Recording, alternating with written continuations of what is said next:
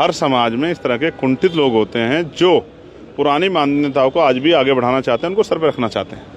ऐसे लोगों को हम लोग सामंतवादी, जातिवादी, और अब हमने नया नाम जो दिया है वो है जातीय आतंकवादी, जातंकवादी। आप समझो, ये जातंकी, जातीय आतंकवादी, जातंकवादी जो लोग हैं, यही वो लोग हैं जिनको काशीराम साहब कहते हैं कि मैं ब्राह्मणों का विरोधी नहीं हूँ, ब्राह्मणवाद का विरोधी हूँ, जिनको बाबा साहब अम्बेडकर कहते हैं। आपको पता है मनुस्मृति किसने जलाई? बाबा साहब अम्बेडकर ने ब्राह्मण समाज के एक आदमी को समझाया कि भाई ये मनुस्मृति तो महिलाओं के खिलाफ है, और आप कहते हैं कि हम महिलाओं का सम्मान करते हैं, तो आपको इस मनुस्मृति को जलाना चाहिए, तभी तो मनुस्मृति जली। कई बार समझाया है कि एक्शन का रिएक्शन होता है, किसी को ज़्यादा दबाने का काम करोगे तो कल वो आदमी डट के खड़ा हो जाएगा, फिर क्या करोगे। एटा में यही तो हुआ है, और एटा जैसी सिचुएशन कहीं और जगह बन सकती है।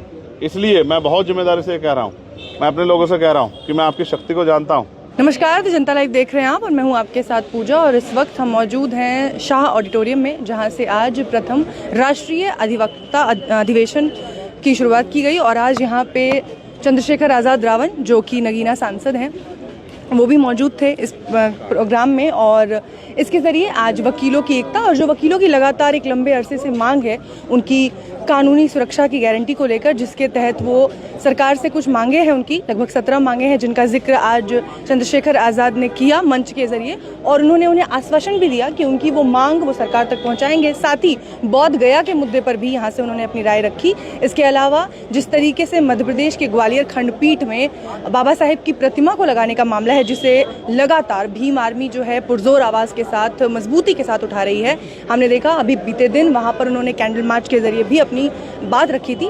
ऐसे में इन तमाम मुद्दों पे उनका क्या कहना है, खुद उनसे जान लेते हैं, और उनकी राय किस तरीके से वो इस पूरी व्यवस्था को देखते हैं, और आगे ग्वालियर वाले मामले पे और बोध गया वाले मामले पे क्या कुछ वो करने वाले हैं, क्या उनकी रणनीति है, इन तमाम चीज़ों पे उनसे खुद चर्चा करते हैं। क्योंकि ये अधिवक्ताओं के बीच का मामला है, और क्योंकि ये हाईकोर्ट के अंदर लगनी, अगर वो जमीन बाहर किसी सार्वजनिक जगह पे लग रही होती, सरकारी जगह पे, तो उसका हस्तक्षेप अलग तरीका होता। लेकिन क्योंकि ये हाईकोर्ट में लगनी है, तो हमें बहुत समझदारी से, क्योंकि इस तरह का जो है सिचुएशन ना बने कि लॉ एंड ऑर्डर बिगड़े और कोई इस तरह की परेशानी खड़ी हो, हमें बहुत सारी चीज़ें समझनी है। हालांकि हमारे लोगों के मन में, जो बाबा साहब अम्बेडकर में आस्था रखते हैं, उनके मन में बहुत गुस्सा है कि जब जो हाईकोर्ट के चीफ जस्टिस है उन्होंने ऑर्डर कर दिया था और वो लगनी थी, तो वहाँ से कई अधिवक्ताओं के इस तरह के स्टेटमेंट भी आए, और ऐसा लगता है कि वो बाबा साहब अम्बेडकर के विचार के खिलाफ है। तो मैं फिर आपको स्पष्ट करूंगा कि ये लड़ाई जो है अलग तरह की लड़ाई है, उसको उसी तरह कानूनी तरीके से हम लोग लड़ेंगे। और मैं आज आपसे नहीं कहता क्या होगा, लेकिन ये संघर्ष हमारा जारी रहेगा, क्योंकि हमने 11 तारीख को जो है ग्वालियर में एक बड़ी सभा बुलाई है, जिसमें हम लोगों के जो लोग वहाँ के जिनके तकलीफ है इस बात की, उनके साथ बैठकर चर्चा करेंगे, और आगे लड़ाई किस तरह लड़नी है उसको भी आगे हम लोग बढ़ाने का काम करेंगे। वहाँ के जो अधिवक्ता हैं वो भी एक सम्मेलन बुला रहे हैं, वो भी मुझसे मिले, तो उन्होंने मुझसे मांग की थी कि भाई आपको हम सम्मेलन बुला रहे हैं, सारे अधिवक्ता बुला रहे हैं देश भर के, आपको भी आना है, हम चाहते हैं कि आप उसमें रहे। मैं उनके कार्यक्रम में भी कोशिश करूंगा कि उनके कार्यक्रम में भी शामिल हो। सर, यहाँ से आपने वकीलों की एकता की बात की, लेकिन दूसरी तरफ मध्य प्रदेश के वही जो बार काउंसिल के कुछ वकील हैं, वो बाबा साहेब को ही जो संविधान निर्माता है वो मानने से इनकार करते हैं। उनका एक वीडियो है, वो BN राव को कहते हैं कि वो संविधान निर्माता। देखिए, वो जो अधिवक्ता साथी हैं वो उन्होंने क्या, वो बहुत पढ़े लिखे नहीं हो सकते, उनको बहुत जानकारी नहीं हो सकती। कई बार कुछ लोग फर्जी डिग्रियां भी लेके घूमते हैं। अभी देखो, आपको पता नहीं, यहाँ हापुड़ में यहाँ अभी यहीं से कोई जो है कोई फर्जी यूनिवर्सिटी पकड़ी गई है, और मैं वो आई डोंट नो क्या नाम है उसका, लेकिन वो उस यूनिवर्सिटी से कितनी फर्जी डिग्री, हो सकता है ऐसी फर्जी डिग्री वाला कोई वकील हो, उसको क्या पता है। भारतीय संविधान के निर्माता को पूरे देश को तो पता है। अच्छा, ये जो केंद्र की सरकार जो भारतीय जनता यही मनाती है, संविधान दिवस मनाती है, और ये संविधान दिवस जब मनाया तो बाबा साहब अम्बेडकर की उसमें कसीदे पढ़े गए, बहुत बड़ी बड़ी बातें कही कि बाबा साहब ने ये किया, बाबा साहब ने वो किया, और 2 साल 11 महीने 18 दिन सब लोग शांत बैठ गए, लेकिन बाबा साहब संघर्ष करते रहे। तो वो कोई अगर ना पढ़ा हुआ आदमी को इस तरह की बातें कहे, तो क्या हमें उस पर सोचना चाहिए? देखो, बाबा साहब व्यक्ति नहीं, एक विचार, और वो किसी जाति के अंदर नहीं आते, किसी समाज के अंदर नहीं आते, और उनकी सीमाएं किसी प्रदेश और देश तक नहीं है। मैं अभी दुनिया में होकर आया US में, और अभी दुबई जा रहा हूँ, एक कार्यक्रम में डॉक्टर बाबा साहब अम्बेडकर की बर्थ एनिवर्सरी सेलिब्रेट कर रहे हैं। आप समझो, दुनिया में रहने वाले लोग, मैं कोलंबिया यूनिवर्सिटी गया, जहाँ सिंबल ऑफ नॉलेज जो है डॉक्टर बाबा साहब अम्बेडकर की स्टैचू लगी है, तो कोई अगर कुछ भी बोल पड़ता है, आप मतलब इधर ना पढ़े लोगों के बारे में मुझसे कहने लग जाओ, फर्जी डिग्री वालों के लिए, कि मैं उनकी बात को भी सुनूं, तो ये तो आपकी मेरी मूर्खता है। हमें इन चीज़ों पर ध्यान नहीं देना चाहिए। बाबा साहब को छोड़कर भीम आर्मी पर हमला कर रहे हैं ना सर, सीधा भीम आर्मी से लड़ाई करने। अब आपको लगता है कि भीम आर्मी से लड़ना आसान है? क्या आपको लगता है कि आप जानते नहीं हो कि भीम आर्मी क्या है? भीम आर्मी कोई व्यक्ति थोड़ा ही है, कोई चंद्रशेखर थोड़ा भीम आर्मी है। भीम आर्मी तो एक क्रांति, एक आवाज है, और जिस दिन आवाज दे दी तो पूरा ग्वालियर जो इकट्ठा हो जाएगा। आपको नहीं पता क्या भीम आर्मी क्रांति आपने दिल्ली में देखी थी, नहीं देखी थी? यहाँ फिर मैं कहता हूँ सरकारें झुकती हैं, कोर्ट झुकते हैं, आप क्या बात कर रहे हो? तो फिर मैं कहता हूँ देखो होता क्या है कि लोमड़ी कहती है कि मैं शेर से झगड़ा करूंगी, लड़ाई करूंगी, तो ज़्यादा कुछ नहीं होगा तो लोमड़ी के चर्चे हो जाएंगे कि भाई जो है लोमड़ी ने चैलेंज कर दिया। अभी भीम आर्मी को चैलेंज करना कोई बच्चों खेलेगा? भीम आर्मी के लोग पढ़े लिखे समझदार लोग हैं, संवैधानिक मर्यादा में सारे काम करते हैं, कानून का पालन करते हैं, संविधान को मानते हैं। और भीम आर्मी के लोग बहुत शक्ति प्रदर्शन नहीं करते, जब करते हैं तो फिर फैसले बदल जाते हैं। लेकिन राजपूत परेशान है भीम आर्मी से, कह रहे हैं जबरदस्ती बोर्ड लगा देते हैं ये लोग। नहीं, हम नहीं लगाते जबरदस्ती बोर्ड। जिसकी देखे लोकतांत्रिक व्यवस्था है, किसी गांव की इच्छा है मूर्ति लगाने की, गेट बनाने की, बोर्ड लगाने की, तो आप कैसे रोक सकते हो? और दूसरी बात, मैंने कई बार समझाया है कि एक्शन का रिएक्शन होता है। किसी को ज्यादा दबाने का काम करोगे तो कल वो आदमी डट के खड़ा हो जाएगा, फिर क्या करोगे? एटा में यही तो हुआ है, और एटा जैसी सिचुएशन कहीं और जगह बन सकती है। इसलिए मैं बहुत जिम्मेदारी से कह रहा हूँ, मैं अपने लोगों से कह रहा हूँ कि मैं आपकी शक्ति को जानता हूँ, लेकिन आपके कंधों पर जिम्मेदारी ये है कि कानून व्यवस्था भी बनी रहे, इसका ध्यान रखना। मैं अपने लोगों को समझाते कर रहा हूँ, मैं औरों की तरह नहीं कि उनको बढ़ावा दे कहूँ कि जाओ और जगह इस तरह के कार्यक्रम करो, अगर आपको परमिशन नहीं मिल रही है तो उनके भी रोक दो। नहीं, मैं उनको कह रहा हूँ कि संवैधानिक मर्यादाओं में काम करो, जिससे किसी की भावना को ठेस ना पहुंचे, लेकिन अपने हक अधिकारों का प्रयोग भी करने के लिए तैयार हो। क्या अनिल मिश्रा के इस प्रकार से छोड़िए, कमाल है। आप मतलब आप कोई कार्रवाई नहीं होती आपको क्या लग रहा है कि मैं उन पे कोई मतलब मैं बिना पढ़े लिखे लोगों के बारे में भी चर्चा करूं? क्या बात कर रही हैं आप? कोई आप समझो, बार एसोसिएशन का जजमेंट नहीं माने वो वकील। हाँ, ये सोचने का विषय है कि वो चीफ जस्टिस का ऑर्डर भी नहीं माने। देखो अब आप समझो, ये सवाल महत्वपूर्ण है कि वहाँ के बार काउंसिल कुछ एडवोकेट वो चीफ जस्टिस मध्य प्रदेश का ऑर्डर भी नहीं मानते। इसका मतलब क्या है? लोग हमसे कहते हैं कि आप कानून को नहीं मानते, संविधान को नहीं मानते, कई बार इस तरह की बातें कहते हैं कि आप आंदोलन करते हैं, सुप्रीम कोर्ट हाई कोर्ट को नहीं मानते। अब बताओ, हाई कोर्ट के चीफ जस्टिस का ऑर्डर नहीं माना जा रहा है, तो इसका मतलब समझते हैं? इसका मतलब वो वकील जो हैं वो संविधान में, न्यायपालिका में विश्वास ही नहीं रखते हैं, वो न्याय के सिद्धांत में विश्वास रखते हैं। तो ऐसी सोच के लोग जो हैं, जिस भी दल से जुड़े हुए हैं, उनका बायोडाटा निकालना चाहिए और वो सार्वजनिक करना चाहिए कि कौन से संगठन दल के लोग हैं, ये कौन से संगठन दल के लोग हैं जो इस तरह की चीजें कर रहे हैं, और इनके मन की, इनकी सोच जो बाहर आ रही है।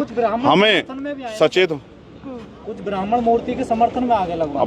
आप जाति पे जा रहे हो, मैं नहीं जा रहा हूँ। मैं विरोध कर रहे हैं, सब एक ही जाति के ना, सरनेम देखिए। मैं फिर कह रहा हूँ, आप ये मीडिया काम है कि वो लोगों को बताएं किस सरनेम के। मैं इंसानियत को मानने वाला व्यक्ति हूँ, मैं डॉक्टर बाबा साहब अम्बेडकर को मानने वाला, फूले साहू पेरियार को मानने वाला, सतगुरु रविदास जी को, भगवान बुद्ध, कबीर जी को, नानक देव को मानने वाला। मैं जातियों पे नहीं जाता। मैं स्पष्ट कह रहा हूँ, ये विचारधारा की लड़ाई है। इसमें कोई भी ब्राह्मण भी आ सकता है फेवर में, इसमें क्षत्रिय भी आ सकता है, इसमें वैश्य भी आ सकता है। ऐसा थोड़ा कि वो बाबा साहब के खिलाफ है सब लोग, लेकिन आप समझो वो महत्वपूर्ण ये है कि क्या जो लोग आ रहे हैं, इसका मतलब वो न्याय के सिद्धांत को, भारतीय संविधान में आस्था और विश्वास रखते हैं, और जो लोग नहीं आ रहे हैं, इसका मतलब वो भारतीय संविधान में आस्था विश्वास, न्याय में आस्था विश्वास नहीं रखते हैं। स्पष्ट हो गया ना? लेकिन सर अब तक सवाल ये था लेकिन कि चंद लोगों की वजह से पूरे समाज पे तो नहीं मैं कह सकता हूँ। अब ये कह रहे हैं ना कि उसी समाज के और लोग भी आ रहे हैं, वो समर्थन भी है। तो मैं फिर कहता हूँ, मेरा देखने सोचने का तरीका डॉक्टर बाबा साहब अम्बेडकर के विचारों के आधार पर है। जो जैसा करेगा उसको वैसा ही समाज वो देगा। मैं तो कहता हूँ, अभी उन्होंने, हमारे लोगों ने, भीम आर्मी के लोगों ने मीटिंग करके कहा कि जो लोग इस आंदोलन के खिलाफ है, जो बाबा साहब की मूर्ति लगने दे रहे हैं, अगर ये भविष्य में किसी भी चुनाव को लड़ने आए तो इनको चुनाव में जबरदस्त शिकस्त देके भेजना है। तो लोकतंत्र में हमारे पास शक्ति है ना। जो भी हमारे महापुरुषों के सम्मान के से खिलवाड़ करेगा, हमारे कमजोर वर्गों पे हमला करेगा, हमारी बहन बेटियों का अपमान करेगा, हमें भी सामाजिक रूप से भीम आर्मी के माध्यम से ये विचार और ये आंदोलन चलाना चाहिए, ये वैचारिकी को आगे बढ़ाना चाहिए कि ऐसे लोगों को चिन्हित करके, वो किसी दल से आए, किसी पार्टी, उनका सबका बहिष्कार करके उनको, सुनो पहले, उनको राजनीतिक रूप से ताकतवर नहीं होने देना चाहिए, उनकी राजनीतिक शक्ति को जीरो करना चाहिए। ये बात हमारे समाजों को भी, कमजोर वर्गों को भी सोचनी चाहिए। सर, प्रतिमा वापस पहुंच गई जहां से आई थी, फैक्ट्री में, ग्वालियर वाली। क्या लग रहा है सर, कितने दिन में वापस आ जाएगी? क्यों लगेगा कुछ यार, कमाल है। मैंने आपको बता दिया कि संवैधानिक तरीके से जो है, जो काम होना है वो होंगे, ठीक है।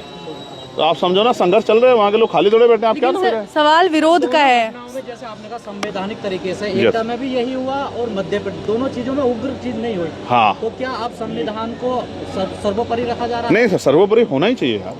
हम ये कहते हैं कि डॉक्टर बाबा साहब अम्बेडकर संविधान लिखा, तो सबसे पहली मान्यता तो हमारे ऊपर आती है कि हम उस संविधान की जो है जीवन के अंतिम समय तक जो है रक्षा करें, उसके मूल्यों का सम्मान करें। हम ही नहीं करेंगे तो कौन करेगा?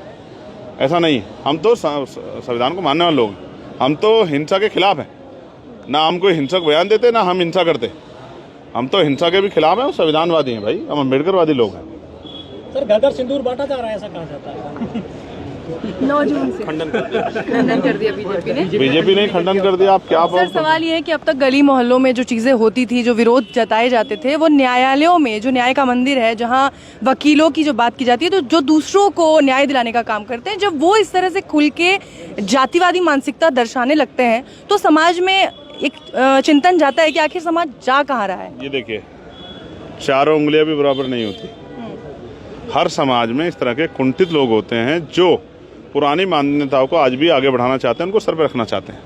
ऐसे लोगों को हम लोग सामंतवादी, जातिवादी, और अब हमने नया नाम जो दिया है वो है जाति आतंकवादी, जातंकवादी। आप समझो, ये जातंकी, जाति आतंकवादी, जातंकवादी जो लोग हैं, यही वो लोग हैं जिनको काशीराम साहब कहते हैं कि मैं ब्राह्मणों का विरोधी नहीं हूँ, ब्राह्मणवाद का विरोधी हूँ, जिनको बाबा साहब अम्बेडकर कहते हैं। आपको पता है मनुस्मृति किसने जलाई?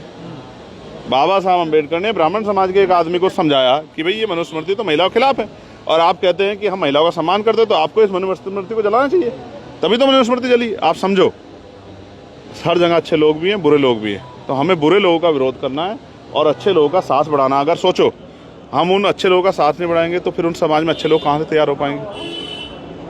कई चीज़ों की जिम्मेदारी हम पे भी है। अगर हम सामाजिक परिवर्तन चाहते हैं तो हमें इस बात का भी ध्यान रखना है कि जो किसी भी जाति धर्म का आदमी सामाजिक न्याय के साथ खड़ा है, सामाजिक समानता के साथ खड़ा है, सामाजिक मूल्यों का, संविधान के मूल्यों का सम्मान कर रहा है, उसका विश्वास बढ़ाना, उसकी ताकत बढ़ाना, उसका मनोबल बढ़ाना भी हमारी संविधानवादियों की जिम्मेदारी है। ऐसे लोगों का सर लाइसेंस?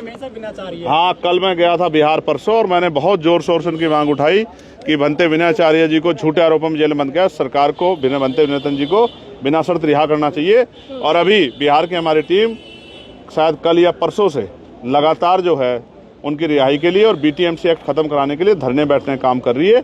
और हो सकता है हमारा जो इस बार राष्ट्रीय दिवस है 21 जुलाई का, वो बोध गया में ही हो, क्योंकि हमेशा उसमें लाखों लोग इकट्ठा होते हैं। ये एक तरह का सिंबल है उस क्रांति के लिए कि BTMC एक्ट खत्म हो और बौद्धिस्टों को बोध गया में उनके हक अधिकार मिलने चाहिए। उनका जो है बोध गया पे, उसकी वैचारिकी पे जो है उनका सम्मान होना चाहिए और वो उनके हाथ में होना चाहिए। Thank you.